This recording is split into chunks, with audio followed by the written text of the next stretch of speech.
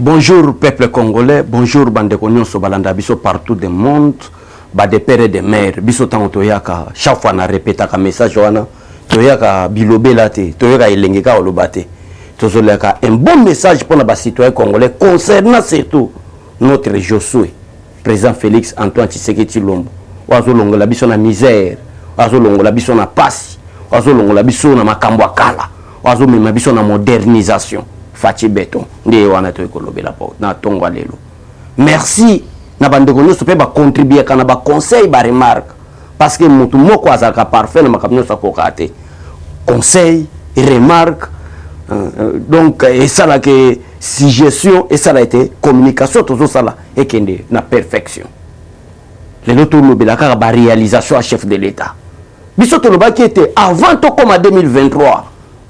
Bakla obayaki pona komema biso na makama mabe ba parti politique obayaki objectif na bango ezaka ka conquête du pouvoir nzala ya peuple congolais courant ya ba congolais banzela ba congolais etali bango te bango ezaka ka conquête du pouvoir biso toza bango te.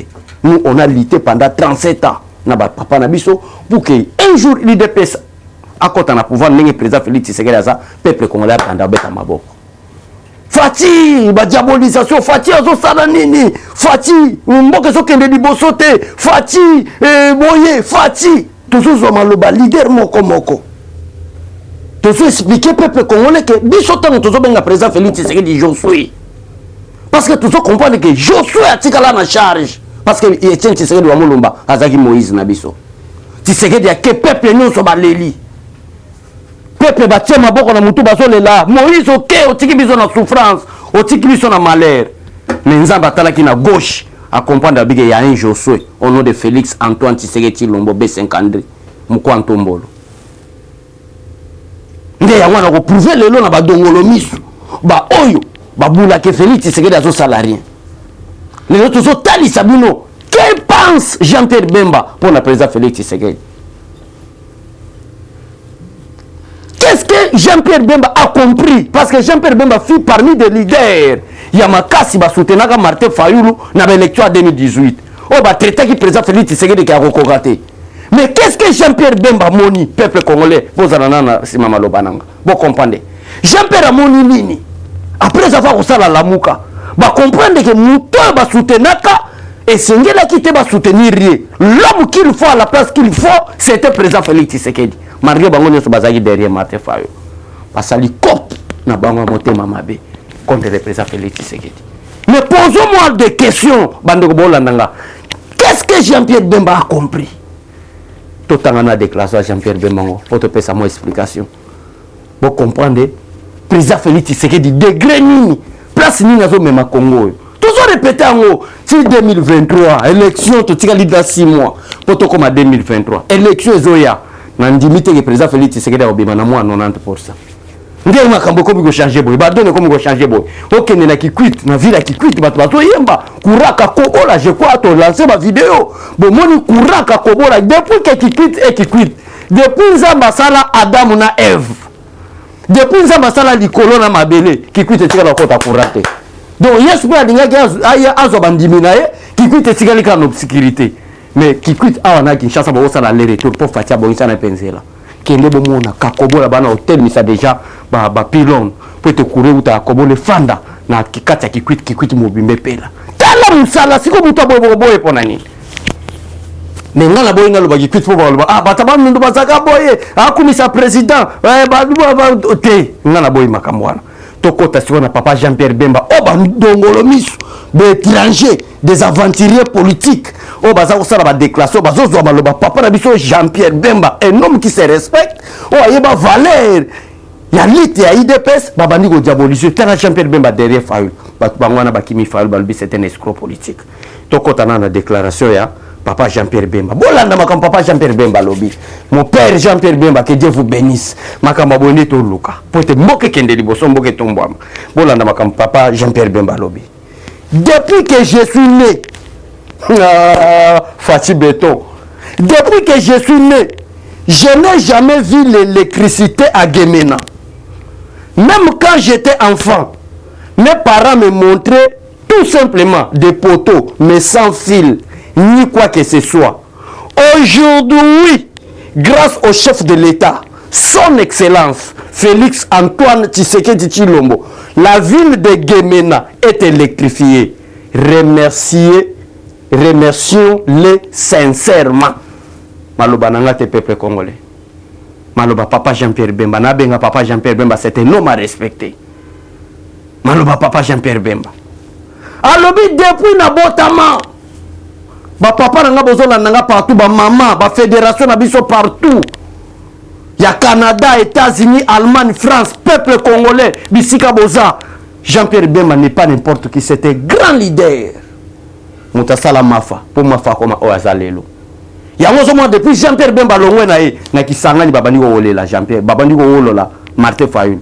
Abdul Saka micro boyalo ba, je suis le président li, bat ba yembeli oyi, biso to vota yote, to vota Félix Tshisekedi oyi, akombi ko lela, botika. Bat ba wolole na kisangani. Parce que muto asala c'est Jean-Pierre Bemba. Le professeur Liaou a commis Kisangani a gagné les bandes de la province orientale. Vous devez faire beaucoup attention à la politicien de Martin Fayulu. Oh, bazaka objectif nae, les abalongola nzala ba congolais, les abapesa ba congolais misalate, les abatele à développement, les abatala agriculture, objectif na ba kota la pouvoir ba yiba mboka ba congolais, ndenge batu musu ba yiba ba sala ba kinga kati. Mais to soutenir professeur Liaou, to soutenir Félix Tshisekedi. Biso nyonso yo wana ba grand idée batamayela mboka oyo ba bana ba proma koleka biso. Biso nyonso to contester ki Félix Tshisekedi te. Mais Liaou pe era comme na Kisangani. Albi bolanda ba escroc politique te. Biso nyonso to ndima ki te ke makambo Félix Tshisekedi azo sala akosala ngo. Vraiment c'est un envoyé de Dieu pour tous les Congolais, c'est le professeur Liaou.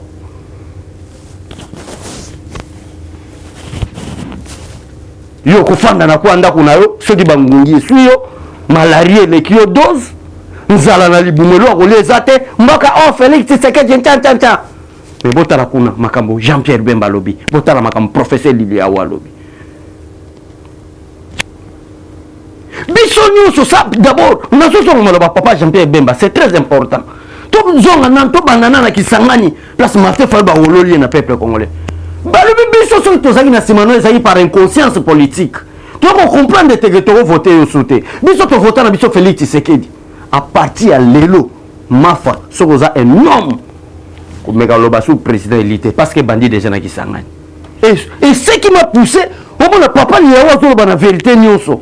Alors bien te biso nyonso to ndiba kité. Vi mboka ndenge Kabila tikaka mboka. Vili bulu o bakunda Congo.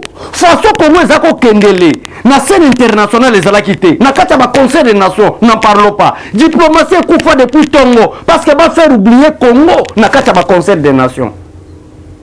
Mais Félix Tshisekedi aye eloko liboso a gagné si voix ya République démocratique du Congo na kata conseil des nations, na kata ba conseil de sécurité. Congo comme ko yamba pe ba président ba paya ba comme ko ya o soutra boy président turc o soutra boy roi Belgique o soutra boy Donald Trump nani Joe Biden zo banaya ba Macron ba comme ko annoncer tozoya ba investisseur ba zoya donc c'est ça Liaou Leli alors que c'est compensé na président Félix Tshisekedi et ça réalité mususu pour notre sabino que bato ba zo kumisa président Félix Tshisekedi wana lokola ba professeur Liaou batanga ebele selon ma connaissance, ma capacité intellectuelle, bazalaki sûreté que Félix Tshisekedi a réalisé, ou bazalaki irréalisable. Mais Félix Tshisekedi a réalisé. Puis a gagné mon professeur respect. A gagné bandeko na biso la province orientale. Boyaka ko sangana te po muta peso mo Apollo, po mutu mo politicien, bango baza wana pona intérêt na binote. Bazara geta pouvoir to comme na tête à pays, to diriger mboka oyo, to yiba, to tonga bakinga kati, to tonga ba ferme na biso. Mais t'as la président Félix Tshisekedi. Na 3 mois, qui peut comparer 3 ans du président Félix Tshisekedi avec 3 ans de Joseph Kabila? 3 ans de président Félix Tshisekedi. Mobutu a fait pendant 32 ans pouvoir. Équateur Mobimba, bazar sous l'ombre. Na moulili loko l'enfer. Qu'ils aient le premier ministre, professeur Bandou, nous n'en parlons pas. Moulili loko la kolega koute na lifelo. Kinshasa. Kouré sa koke ne pamba pamba. Nana ko beta Kinshasa la yeke kouré ke pamba pamba. Dosume bandi ko kota parce que bazo bongisa. L'espace kaka ya 3 ans. L'espace kaka ya 3 ans. Qui peut comparer les 3 ans?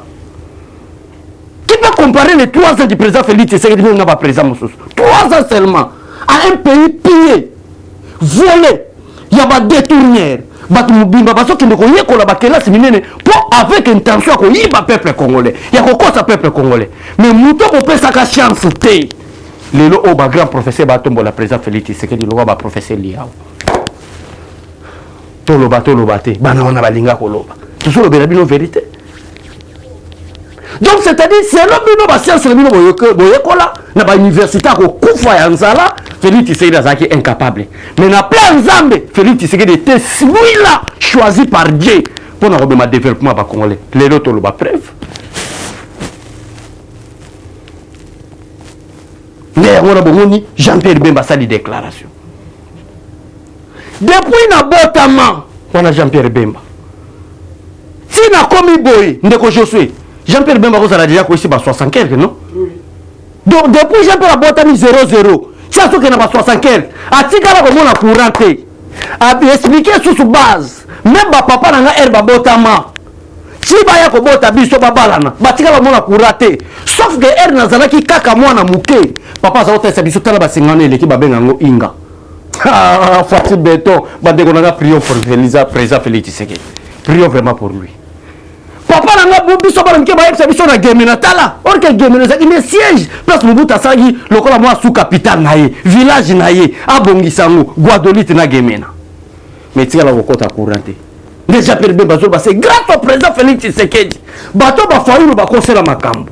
Bato ba musique ba kosela makambo. Bato ba matata ba kosela makambo. Bato ba faulu ba kosela makambo. Ki azala ki incapable grâce nde ya ye Gemena depuis biso to botama. Ba papa ba botama. Depuis Adam na Eve bazali na sena moyo yo. Kure kota na Gemena te. Muta meme yango c'est Tshisekedi. To betele maboko. Bande wonanga ba beti maboko. Mais loko le lisinga. Et Jean-Pierre Bemba zoloba. Basingeleka nango ya inga papa zo tesenga tala basinga wana eza basinga ya nini ya inga mais nyebo bazo tala ampule pela gate mulili lokola na lifelo siko fandi nayo na banzala no na ba malaria obanda ko attaquer le biso président Félix Tshisekedi na ba réalisation oyo na ba réalisation na ba lino tozo kende oyo kotoke na Kisangani ba wololi Fayulu. Ok, na Équateur, papa Jean-Pierre Bemba, grand leader politique, abandi ko beta maboko so kuisa fati na baliro to sutana Kinshasa ka peuple mobimba ba bimi Congo mobimba fati ko longa sute to pese au santa nzamba ba so bambula mususo wumela fana no na pouvoir. Aliro to kende. Zela ka to siko po congolais mais raison ko autour d'une table bona makamba kolia. Congolais raison ka matière kolia. Zela siko to zo kolia, ndenge fati zo bongisa ngo to tchakolia. Bo tchakolia siko bo comprendre qui est président Félix Tshisekedi. C'est là que bon Golia. Parce que les Congolais, à quoi tu penses que l'avenir de mon pays, Congolais, à quoi que voilà, tout qui maintenant tout zonga. Le président, c'est à peine qu'il est arrivé. Est-ce que Kabila tika imboga place ni Congolais a raison là maintenant. Congolais raison. Il faut damer Damas. C'est la Damas des Zoya. Damas des Zoya. Si c'est que de prophétiser kayango déjà kala. Kende tozo kende boy. Tu risques opposition na RDC zalate. Pour ndenge to ko charge Jésus en mboka. Congolais ne sont pas d'accord à supermarché n'engalingi. Congolais ne sont en probabilité, possibilité. Il y a autant de sabana normalement parce que tous autres ont un nouveau Congo avec le président Félix Tshisekedi. Faites-nous seulement confiance. Faites-nous seulement confiance dans Makamoto Lobela Rabino. Na bien que toi là bate belé. Ba yinaka, ba fingaka, ba lobaka, talabana o ba dialoliste Lobela Rabino vérité. Donnons-nous seulement confiance dans Makamoto Sabino. Pour comprendre les places où le président Félix Tshisekedi a même à Congo. Car nous avons promis l'Allemagne d'Afrique. Le Congo sera l'Allemagne d'Afrique. Attendez, patientez-vous. Bon, tiki mboka na insécurité. Bon, tiki mboka na guerre. Guerre au bino moko bo créer yango. Guerre au bino moko bo sali yango avec intention de balkaniser la République démocratique du Congo. En collaboration avec vos frères rwandais. Ba maman na biso violé. Ba papa na biso massacré. La richesse n'a pas volée, détournée par des pays voisins tels que le Rwanda, l'Ouganda. Boye, ma camarade tant de bandes qui ont créé la guerre. Le président Félix Tshisekedi a zalakate. Tant que vous avez un projet pour balkaniser Mboka, vous avez tête à pays Tshisekedi a zate. Tshisekedi a soucié en tant que patriote de père et de mère, congolais à Solo à Tongo. Albi que tout c'est sa guerre. Bato ba kufa na S bande konabiso. bozwi ba kop na bino mabe ya kindeki bozako sala bokomi ko diaboliser ngo na komba président Félix Tshisekedi tala to amayele na bino to très intelligent na bino tango bokizokende ko signer ba accord ba alliance na bino na AFDEL tango bozo créer AFDEL na bino objectif AFDEL ezaki nini to limite 32 ans de Mobutu to limite démocratie parce que Mobutu a comme ce parti politique et parti d'État. Celui qui est le président de l'Empire est d'office chef de l'État. Zaïro à l'époque. N'importe Mobutu n'a quoi qu'on console. Moi, tout bateau, Babini Nicolas, Babel, Babel opposant. Et c'est ma opposant. Quand Mobutu frappait, quand tu serais les autres, Mobutu a dit non, non, ce n'est pas comme ça qu'on peut gérer la République. Tout bas opposant, car tout bas opposant, Bazala Kawat. Et un moment, le bon Djimaka, mais il faut que tous nous sommes des Congolais. Il n'y a pas de Congolais qui sont supérieurs par rapport aux autres. Tous nous sommes des Congolais. Mais il y a des Congolais du Bas-Congo, il y a des Congolais du Bandundu, il y a des Congolais du Kassai. Ce sont nos provinces que nous devons se respecter mutuellement. Bon, j'ai une gestion à Bino Moté Mamabé. Plan à Bino à balkanisation, vous avez qu'il faut préparer. Bon, j'ai un étranger qui tient la tête à Moka. Rwanda de père et de mère. Avec intention de balkaniser une partie de la République démocratique du Congo. Nous avons prié, nous avons tout aux sala. Atinde biso président Félix Tshisekedi. Bonjour ba mes gestion na bino. Boko mi go diaboliser na combat président Félix. Bozela guerre est en aussi là. To kota la bino place mille bo banda ya go diaboliser sous. Leader place la bino Jean-Pierre Bemba. Yeyo andimi na ya. To mona na biso ba président ba leka mais on lève Félix Tshisekedi zo sala non non. Bande ko na game na bande ko na Équateur. To bete la président maboko. Ngate papa Jean-Pierre Bemba. Et or que Jean-Pierre Bemba nande mutasala bino. Des façons qu'on teste le peuple congolais, tous derrière le président de la République. Tout le président. Tout le président Nabiso. Tout prier pour naïe. Qu'on se pose la question que le président a pissé la unité. Président Zawana était pour nous Nabiso d'individu. Président Zawana président Nabiso nous sommes congolais. Tant que nous sommes en rail, nous sommes président de Sangoboy. Nous sommes se retrouver.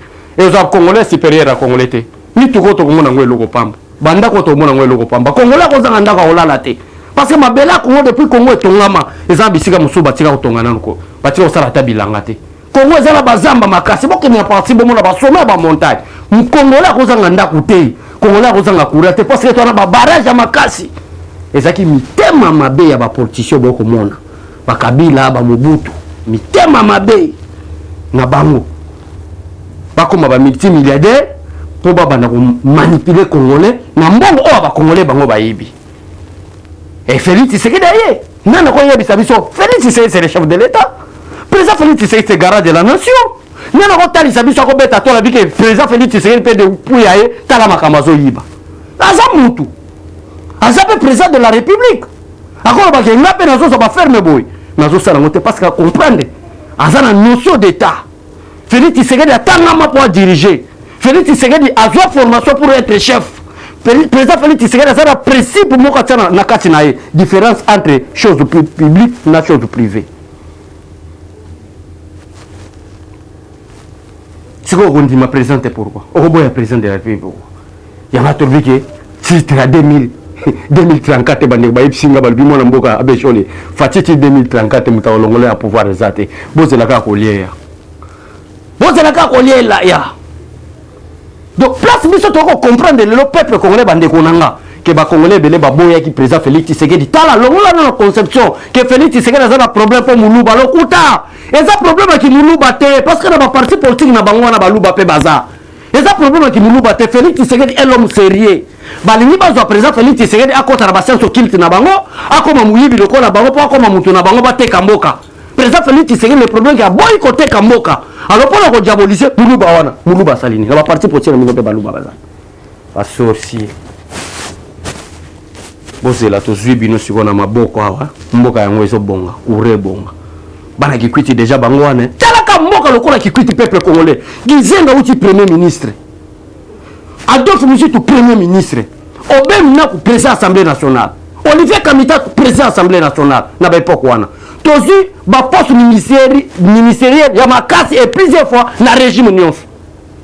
Mais qui quitte mutu so akufi lelo, il faut ba kunde lelo kureza la kate morgue za la kate. Mboka o babeta katolo mboka ya Adolphe Muzitu o babenga mfumumpa.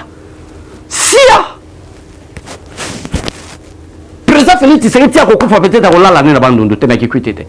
Mais Azotiakoura, pourquoi? Parce que c'est l'esprit patriotisme, c'est du nationalisme. Accompagne les maquilles, les Akatinanga, les appels à frère Nanga Bandundu, les appels à frère Nanga Équateur, les appels à frère Nanga Goma, les appels à frère Nanga Bukavu. Tout sur la banque, parce que tous les maquilles, maquillés les gangs, les appels congolais. Bon, là je suis dans ce qui est. Merci beaucoup, Nabandégono, sur Rolanda Bissou. Merci, Naba conseil pour Pessa Bissou. Pour le Tali Sabino, que Félix Tshisekedi nda ye makambo. Fati bétonné makambo. Yo finga no nengo besa ko finga. Benga nengo benga wala keba na yo. Baso benga na Fati na benga Fati na pouvoir. Fati restera et restera selon la volonté de Dieu. Si le président de la République aujourd'hui est à volonté à mon côté, c'est volonté de Dieu manifestée na ba na voix élection par le peuple congolais. Voilà ce que j'avais à vous dire. Donc, peuple congolais, c'est que vous devez retenir que comme vous comprendre, Jean-Pierre Bemba, professeur Liaou, Sangani va comprendre. Non. Biso na mayele to yekola to ndima iteke makambo Félix osala on tamu poussé. Si vous savez to qui 18 ans kabila sala, to pesa ngo ke fatia, to pesa na diesel ko 20 beta. Kongo commandé ni. Na gestion fatia zo mema na mboka. Ta chika hindo kinde côté, repentir yeso zoya. Merci beaucoup. Na bande ko nyoso balanda kabiso. Merci na staff technique. Yabasangwa Congo. Merci na boss na biso en direct et allemand. Merci à tout le monde. Merci na maman Anton Tumba. Batuno so balanda biso maman Angèle.